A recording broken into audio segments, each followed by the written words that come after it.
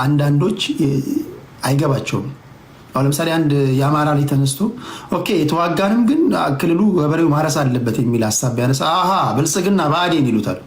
አይወዱም፣ አብዛኞቹ አይወዱም።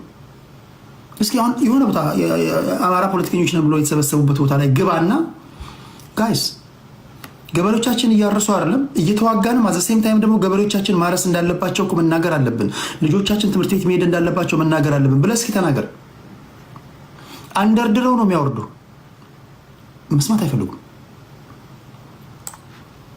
ተስፋዬ የአማራ ህዝብ ቁጥር 1 ጠላቱ የአማራው ብሔርተኛ ነው። በተለይ ቲክቶክ ላይ የአማሩ ምናምን እያሉ እነዚህ ሰፊክስ እና ፕሪፊክስ ላይ የሚያስቀምጡ ቁጥር 1 ጠላቶች ናቸው። ቼክ አድርጋቸው። ለአማራ ህዝብ እንደ አማራ ብሔርተኛ ጠላት የለውም። እኔ እየነገርኩ ነው። እኔ በዚህ ደረጃ ህዝቡን ለምን እንደመጠሉት ራሱ እኔ አይ ዶንት ኖ። ምንድነው የበደላችሁ እስኪል ድረስ ነው። አንዳንዴ ማህበረሰቡ ምንድነው የበደለ እስኪል ድረስ ቁጥር 1 ጠላት ሌላው አይደለም። የኦሮሞ አማራ ወይ ጉራጌው ምናምን አይደለም። ቁጥር 1 ጠላቱ ብሔርተኛው